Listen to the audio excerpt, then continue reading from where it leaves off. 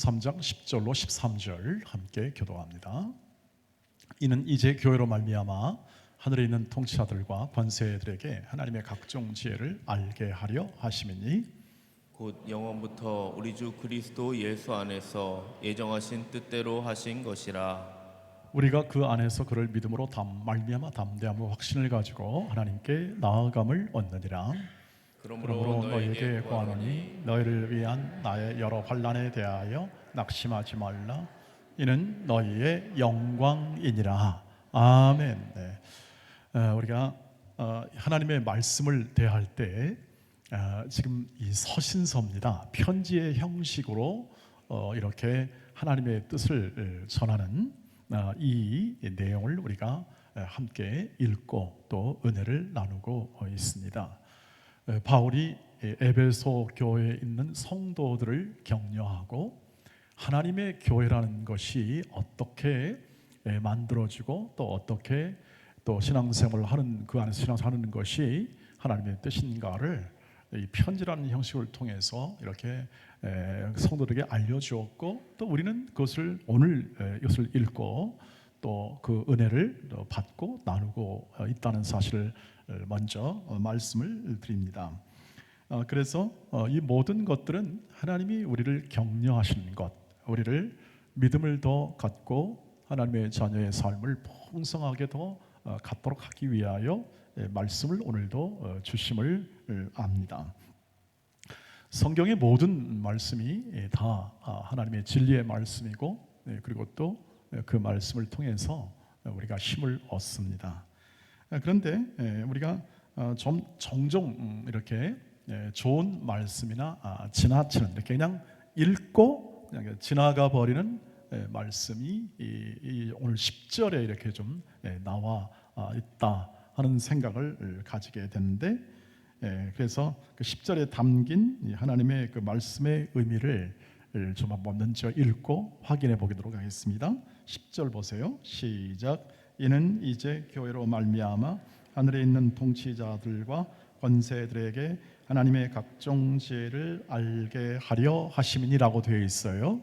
교회를 통해서 하늘에 있는 통치자들과 권세들에게 하나님의 모든 지혜죠. 각종 지혜니까 모든 지혜라고 표현해도 되겠습니다. 하나님의 모든 지혜가 교회를 통해서 하늘에 있는 영향력 있는 존재에게 증거된다고 합니다.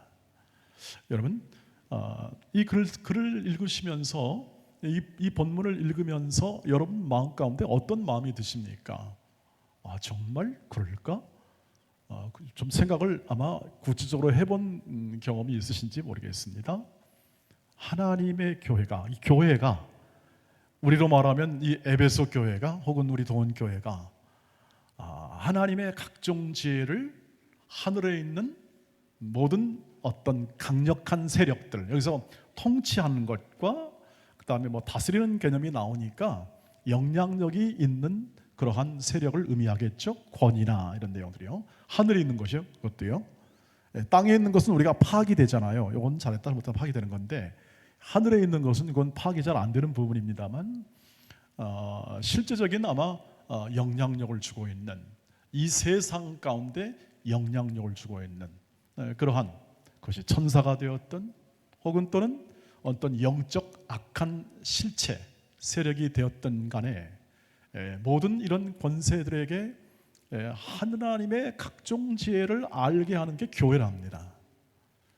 이것을 그냥 들려버리면 이걸 그냥 흘러가 버리면 교회가 그런가 보다 했는데 이것을 이렇게만 생각해 버리면 교회가 가지고 있는 이 하나님의 그 영광의 풍성함, 하나님의 일하시는 풍성함이 굉장히 가려져 버리게 됩니다. 하나님이 교회를 통해서 부어주신 복과 그 능력과 그 지혜라고 표현할까요? 이런 것들이 풍성하게 담겨 있는데 교회 안에 그것을 이해하지 못한다면 우리는 신앙에 있어서도 매우 내가 누려야 할 마땅한 것을 누리지 못할 뿐만 아니라 오해를 하게 됩니다. 교회가 뭔가에 대하여 신앙생활에 오해가 나타날 수가 있죠. 교회가 갖는 이 하나님의 지혜를 이게 전하는 통로가 된다는 것이잖아요. 교회가 지금 그 당시로 말하면 에베소 교회라는 교회, 작은 교회가 막강한 아담이라는 그런 강력한 신과 그 신적 존재가 함께 역사하는 그 에베소 도시라는 지역, 굉장히 상업적인 도시입니다. 오늘날로 말하면 아주 굉장한 발전된 도시인데, 그 안에서 모든 영향력을 행사하는데 어떻게 말합니까? 그렇지 않다. 교회가 하늘에 있는 모든 영향력 있는 존재에게 뭘 전해요? 하나님의 지혜를 전하는 그러한 통로가 된다는 사실을 얘기하는 것과 같다는 것이죠. 좀 더 확장하면 오늘날로 말하면 돈교회가 이 세상에 있는 모든 이 세상에 있는 세력들에게 영향력을 미칠 수 있고 힘을 미칠 수 있는 이 하늘에 있는 이런 세력들에게 돈교회가 하나님의 각종 지혜를 전하는 통로가 된다는 것이죠. 이것을 쉽게 받아들일 수가 없을 겁니다. 저도 이 본문이라는 것이 사실은 이 말씀이 이 에베소에 있는 이 말씀을 관통하는 핵심 단어 중에 하나이기 때문에 이 말씀을 이렇게 구체적으로 또 쉽게 표현하는 것이 쉽지 않은 그러한 과제였다는 것을 저도 압니다. 왜냐하면 영적인 보이지 않는 부분이니까요. 그러나 성경적 관점에서 보면은 보이는 것보다 보이지 않는 것에서 더 중요한 일이 일어납니다. 고린도후서 말씀처럼 영원한 것들은 잘 보이지 않죠. 귀한 것들은 잘 보이지 않습니다. 귀한 것이 잘 보였다면 사람들이 다 그걸 가지려고 다 벌써 난리 법석을 쳤을 겁니다. 보이지 않는 곳에 다시 맞은 것은 이와 같죠. 여러분, 빙산의 일각이라는 말이 있습니다. 빙산의 일각은 빙산 전체가 갖는 작은 부분, 그래서 그것을 이제 의미상으로 보면 전체가 중에 굉장히 작은 부분을 가지고 말했을 때 빙산의 일각이다 이렇게 얘기하죠. 빙산의 일각, 빙산은 전체 크기에 드러나 있는 부분은 어떻습니까? 굉장히 작습니다. 10분의 1 된다고 할까요? 그럼 나머지 90%는 어떻게 합니까? 다 밑에 잠겨 보이지 않습니다. 그래서 이렇게 되는 거죠. 이렇게 되는 거죠. 크기가 물은 이렇게 돼 있고요. 여러분, 그래서 밑에 있는 걸 보지 않으면 진짜 이 빙산이 뭔지를 저를 볼 수가 없는 거죠. 빙산 일각만 보고 뭘 판단하다가는요 난리가 납니다. 여러분, 타이타닉호가 왜 그 큰 침몰되지 않는 배가 왜 무너졌습니까? 그건 빙산, 가볍게 보는 겁니다. 경고가 있었습니다. 경고가 있었지만 가볍게 보는 겁니다. 뭐 그 정도는 그러나 빙산의 일각이 아니라 빙산 전체가 갖는 그 무게나 그 크기가 결국 배를 침몰시켜버리는 거 아니겠습니까? 지금 제가 말씀드린 것은 크기의 문제가 아니라 우리가 교회가 담고 있고 교회가 하나님께서 받은 것을 우리는 빙산의 일각만 이해하게 되는 경향이 있습니다. 그렇게 보니까 늘 교회가 부족해 보입니다. 교회가 연약해 보입니다. 당연히 그럴 수밖에 없는 것은 교회라는 것이 사람이 모인 것이죠. 교회가 사람이니까요. 그러니까 늘 연약함이 노출될 수밖에 없고, 여기 어디 프로가 누가 있습니까? 프로가 다 아마추어죠. 다 아마추어가 있으니까 늘 불협화음이 나고 또 이렇게 어려움도 존재하죠. 네, 어려워라 이 뜻이 아니라 우리가 존재라는 것을 우리가 다 이해를 하는 것이죠. 그러나 여러분, 교회를 바라볼 때 오늘 교회가 하나님의 지혜의 통로가 된다. 이 하나님의 지혜가 통로가 된다는 것을 생각해 보면은 교회가 갖는 지금 교회가 갖는 이 무게라는 것과 이 교회가 갖는 기능, 교회가 본질적으로 할 수 있는 것, 이런 것들은 굉장한 것을 의미합니다. 하나님의 지혜인데요. 하나님의 지혜라는 것이 지금 결국 교회에 담긴다는 뜻입니다. 교회, 하나님의 지혜가 교회에 담겨요. 약하디 약한 이 존재 안에 담긴 질그릇과 같은 곳에 보배가 담기는 것처럼 약한 이러한 연약한 육체와 연약한 인생을 가진 존재 안에 하나님의 지혜가 담긴다는 뜻이 되죠. 담기지 않고는 어떻게 통로가 될 수가 없잖아요. 여러분, 우리를 통과하지 않고는, 우리 안에 거하지 않고는 될 수가 없지 않습니까? 그런데 하나님의 그 지혜라는 것이 어떤 지혜냐면, 여러분, 그 크기가 잠언 8장에 가보면은 하나님은 지혜로 창조합니다. 만물을 지혜로 창조해요. 하나님의 지혜가, 그 지혜가 말한 내가 너를 창조했다라고 말합니다. 그러면 충분하지 않습니까? 설명이. 지혜가 창조했다면 그 지혜의 힘과 그 빛됨, 그 영광의 정도가 어느 정도인지를 우리가 확인할 수 있지 않겠습니까? 저와 여러분이 갖는 이해, 그러니까 내가 예수를 믿다, 그리고 또 내가 교회를 다닌다라고 말할 때, 우리가 교회 왔다, 난 교회 다녀라고 말할 때 우리가 말하는 그 교회가 본질적으로 갖는 이 하나님의 지혜를 담았다는 것은 그냥 절대 흘려서는 안 됩니다. 그 교회가 갖는 부요함을 알아야 합니다. 그 교회가 갖는 부요함. 자, 하나님의 지혜라고 얘기했잖아요. 하나님의 지혜만 받았습니까? 하나님의 사랑도 담아 있습니다. 교회가. 각 교회가 하나님의 사랑을 담았습니다. 각 교회가 또 뭘 담았습니까? 하나님의 은혜를 담았습니다. 하나님의 긍휼을 담았습니다. 하나님의 사랑, 긍휼, 자비, 이런 모든 것들을 생각해 보면은 여러분, 이것은 뭐 그냥 어떻게, 이건 말로 표현이 안 되는 거죠. 말로 표현이 안 되니까 그냥 다 경탄할 뿐입니다. 내가 구원받은 것을 감격할 때에 다가오는 구원의 그 감격이 있는 이 그 감격도 놀라운 것이긴 한데, 여러분, 그 구원의 감격, 나를 구원하신 그 구원의 감격뿐 아니라 사실은 하나님이 이 한 교회에 담아주신 그의 긍휼과 자비와 위대한 사랑과 지혜와 능력과 권세 있잖아요. 이런 것들을 제대로 우리 마음에 채우면 이 교회라는 건 절대 그냥 볼 수가 없습니다. 아무리 작고 아무리 연약해 보여도 그렇습니다. 그런 그 이유를 조금 더 깊게 설명해 보죠. 깊다는 말이 뭐냐면 좀 더 성경을 좀 깊이 들어가 본다, 이 뜻이 되겠습니다. 마태복음 16장 18절 말씀을 보십시오. 보시면 이렇게 되어 있습니다.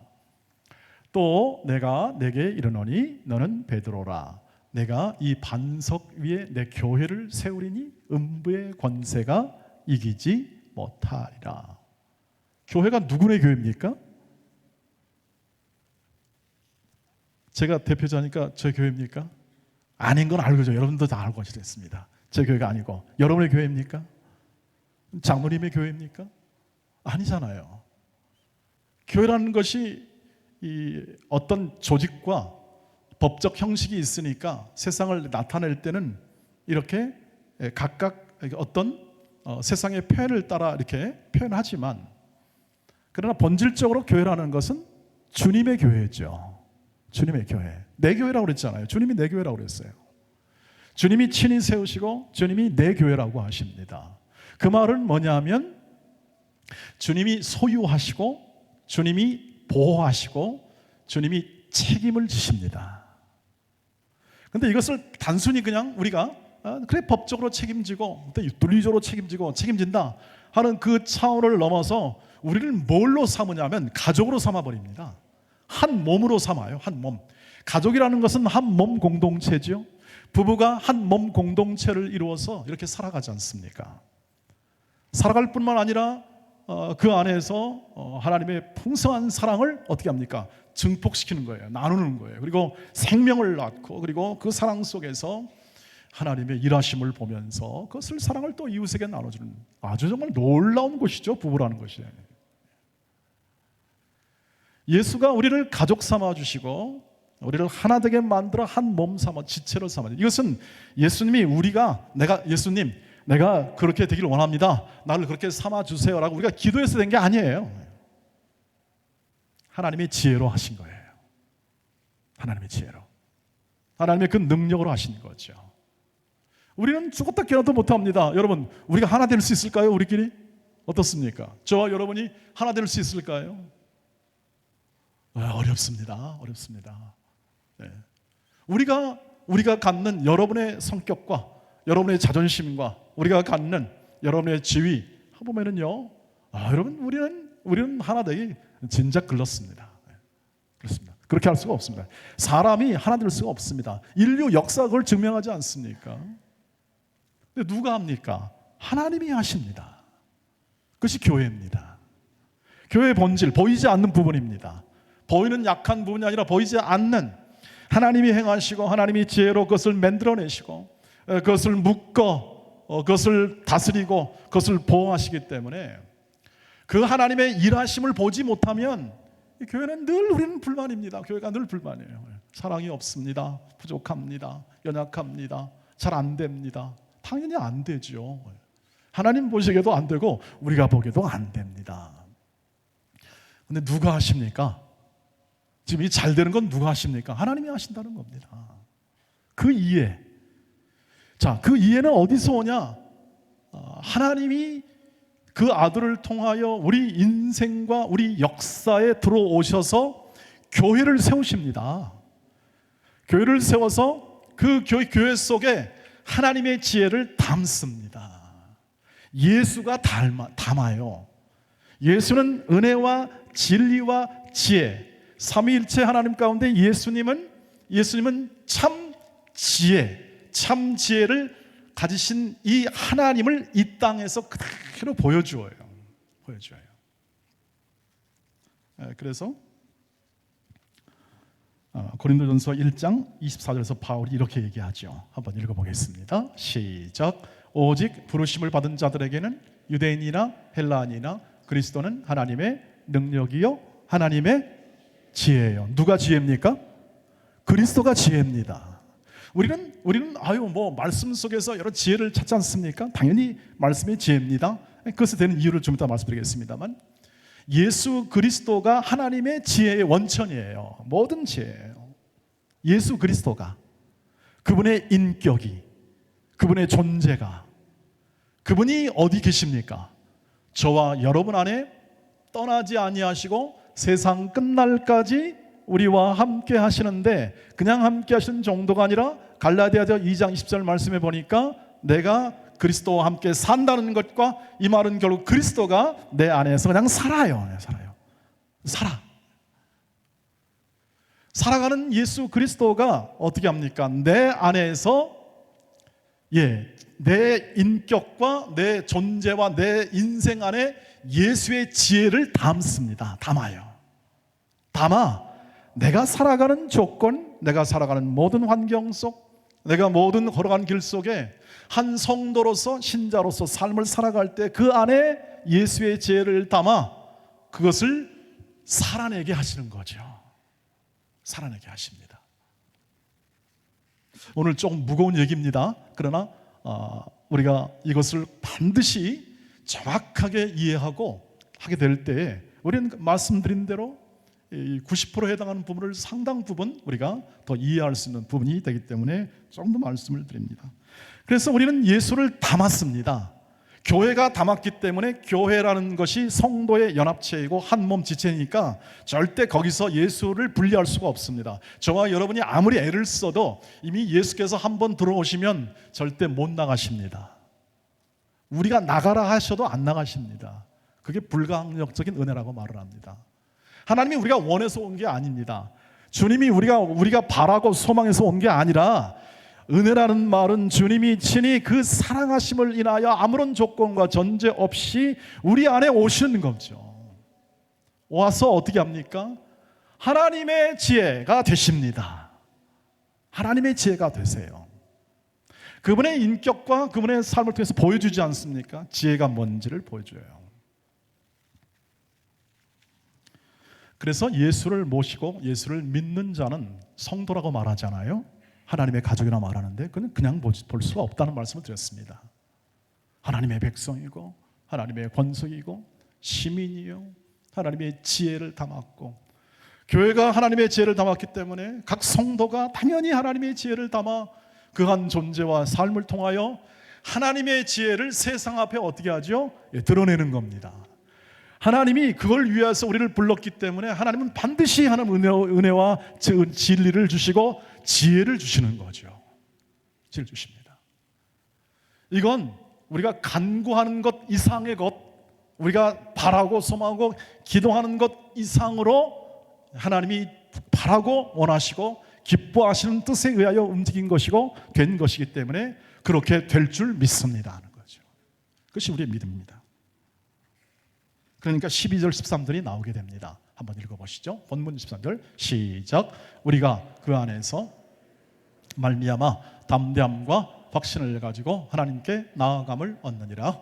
그러므로 너희에게 구하노니 너희를 위한 나의 여러 환난에 대하여 낙심하지 말라. 이는 너희의 영광이라. 그냥 믿음을 가지면 낙심하지 말라, 이 뜻은 그것입니다. 하나님이 우리를 하나님의 은혜와 오늘 하나 더 하죠. 하나님의 지혜로 우리를 인도하신다. 그러니 낙심할 건 뭐냐? 내가 갇혔다고? 내가 지금 옥에 있다고 낙심하는가? 아니다. 이 하나님의 지혜가 지금 이루어지는 거다.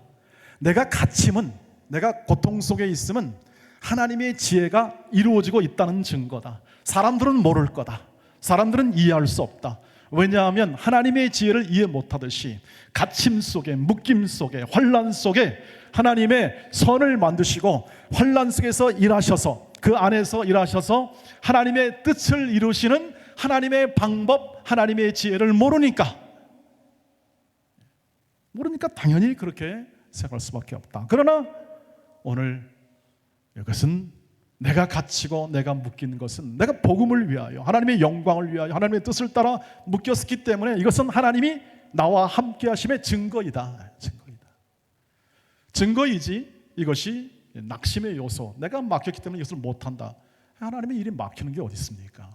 하나님은 막히지 않습니다, 여러분. 하나님의 일은 막히지가 않아요. 하나님이 목적한 바를 반드시 이루겠는데 인간, 우리가 사람들이 이해를 못하는 겁니다. 교회도 마찬가지. 교회도 하나님이 일하시는데 우리가 못 따라가는 것이지, 우리가 열심히 없거나 하는 이런 부분과는 좀 생각을 좀 다시 하셔야 합니다. 하나님이 일하시는데 우리가 막거나 우리가 못 따라가는 게 많을 뿐입니다. 저와 여러분이 걸어가는 길 속에 이 관점, 그러니까 하나님이 우리 인생 안에 지혜를 담아서 일하시는 방법이 세상이 이해 못하는 하나님의 지혜의 방법이죠. 십자가로 어떻게 구원할 줄 세상이 알았겠습니까? 이 세상의 지혜는 힘과 권력과 지위와 그리고 강함이잖아요. 상대를 압도하려면 강해야 되잖아요. 이런 모든 우리 한국 대표팀이 이렇게 경기를 잘했지 않습니까? 그래가지고 축구가 우승했답니다. 하나도 안 기쁘시죠? 다 기뻐. 우리는 저 일본 사람들과 하여튼 막 이겨야 돼요. 그냥 이렇게 되니까 정서적으로 이렇게 마음으로 그렇습니다만, 여러분 그 전에 경기한 내용을 보면 압도적이에요. 굉장히 한국 축구가 이 동남아시아나 아시아에 힘이 있더라고요. 보니까 힘이 있습니다. 세상은 힘과 기술과 능력을 가지고 압도하잖아요. 그게 방법이에요. 이기는 방법이에요. 그게 지혜예요. 지혜로운 사람은 그렇게 준비해서 하잖아요. 근데 하나님은 지혜는 어떨까요? 죽음이에요. 십자가예요. 희생이에요. 사랑이에요. 달라요. 제가 달라요. 그러니까 하나님의 위로부터 내리는 지혜는요, 여러분 이 세상의 방법으로 갖는 이 삶의 내용이 아니라, 오늘 결론으로 가야 되죠. 야고보서 3장 17절로 18절 말씀으로 가야 합니다. 위로부터 난 지혜가 뭔지를, 구체적으로 나타나는 지혜가 뭔지를 아셔야 되지 않겠습니까? 이미 우리 인생을 많이 사신 분들은 이 부분에 대해서 훨씬 더 깊은 이해 속에 있는데 우리가 좀 더 이 부분을 우리 모두가 다 좀 이해하기 위해서 본문을 제시합니다. 한번 읽어보시죠. 시작. 오직 위로부터 난 지혜는 첫째 성결하고, 다음에 화평하고 관용하고 양손하며 긍휼과 선한 열매가 가득하고 편견과 거짓이 없나니, 화평하게 하는 자들은 화평으로 심어 의의 열매를 거두느니라. 여러분, 우리가 많은 지혜로 교회에서 일도 하고 또 여러 발언도 하고 또 많이 하지 않습니까? 제일 지혜로운 것은 화평케 하는 사람입니다. 그것을 화평케 하는 사람, 거기에 양순하고 온유하고 다 성령의 열매고 팔복과도 또 같아요. 그러니까 하나님의 말씀이 뭐 이렇게 뭐 분리되어서 설명하는 게 아니라 사실은 또 다르게 표현하는 겁니다. 팔복에 나온 내용하고 성령의 사랑과 희락과 화평과 오래 참음과 자비와 양성과 충성과 온유와 절제라고 하잖아요. 여기 있는 것도 다 비슷하죠. 그 이유는 뭐냐면 지혜의 원천이 예수 그리스도예요. 하나님의 지혜가 예수 그리스도 때문에 예수 그리스도의 영, 성령을 통해서 나오는 것들이에요. 다 우리가 만들어낸 게 아니에요. 우리는 참여합니다. 그 하나님의 일하심에 참여하고 그것을 가슴에 담습니다. 담고 그 사랑의 길을 걸어가는 거죠. 십자가의 길을 걸어가는 겁니다. 다른 방법이 없습니다. 열매 맺는 다른 방법이 없습니다. 십자가의 길을 걸어가는 거죠. 그 십자가의 길을 표현하는 겁니다. 표현해서 그것이 훈련이 되고 자꾸 습관이 되면 인격이 되는 것이죠. 인격이 되고 삶의 풍성을 나타내는 거죠. 그러니까 그런 면에서 보면요, 지혜는 절대 젊었을 때는 주어지지 않습니다. 말씀에 보면은 지혜는 젊어서는 주어지지 않습니다. 그렇다고 젊은 사람이 지혜 없다 이 뜻이 아니라 이런 이 정도의 우리가 말하는 이 하나님의 이 지혜의 과정에 대한 습득 혹은 또는 이해는 젊어서는 자기 중심 될 수밖에 없고 자기를 세워야 되기 때문에 어쩔 수 없습니다. 저도 그것을 경험했고 여러분도 경험했으며 앞으로도 계속 그런 삶을 우리가 살게 될 것입니다. 경륜, 지혜 이것은 다 비슷비슷하게 들리지 않습니까? 하나님의 이런 지혜들은 양순하고 겸손하고 온유하고 관용, 넉넉한 것은 역시 나이가 들어야 되는구나 하는 것을 알 수 있습니다. 저도 나이가 들어간다는 뜻 아니겠습니까? 여러분도 인생과 삶 속에서 하나님의 지혜를 생각하고 내가 하나님의 지혜를 담은 존재로 생각한다면 깊게 생각을 하고 이 하나님의 지혜가 내 인생 속에서 어떻게 지금 이렇게 나를 세워내는지에 대해서 깊은 생각과 마음의 이런 확정 그리고 그 마음속에 있는 이런 하나님의 지혜에 대한 아주 강한 여러분의 마음의 실천이 있기를 주의 이름으로 축복합니다.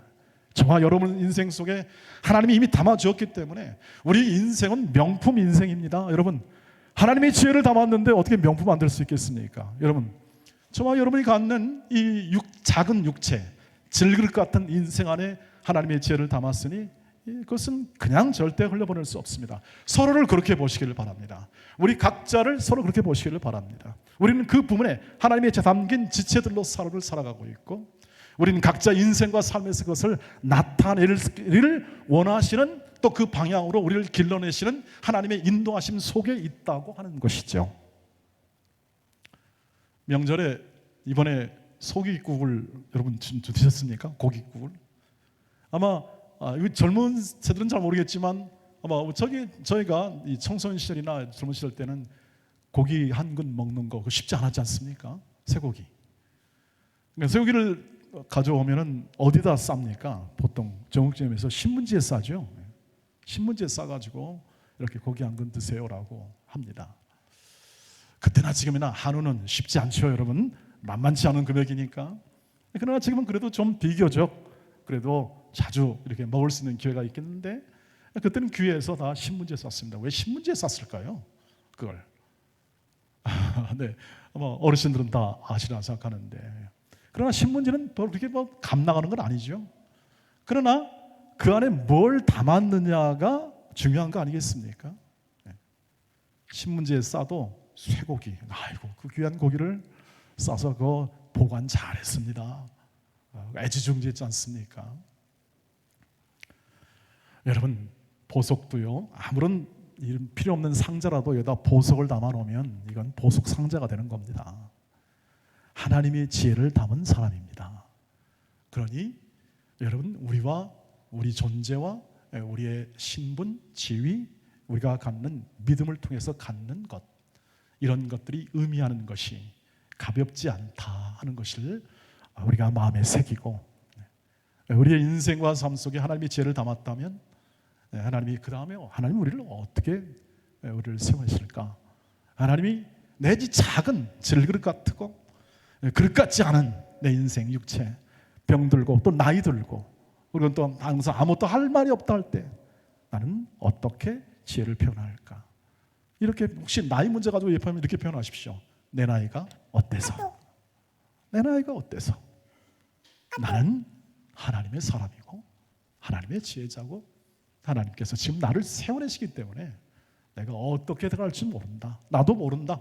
그러나 분명한 것은 현재 권하는 장차받을 영광과 좋게 비교할 수 없다는 사실을 알기 때문에 우리가 겪는 미래, 우리가 앞으로 받을 미래, 하나님을 신뢰하고 그 길을 걷는 자에게 받는 미래는 영광이다.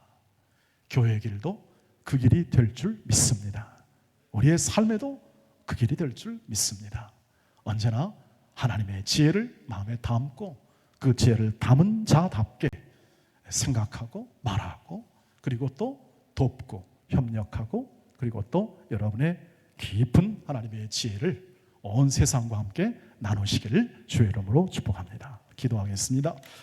자비하신 하나님, 능력의 주여, 온전케 하시는 하나님의 은혜가 오늘도 하나님의 우리의 지혜로 우리의 심령 안에, 우리의 육체 안에, 우리의 의식과 우리의 삶 안에 담겨 우리를 인도해 주실 줄 믿습니다.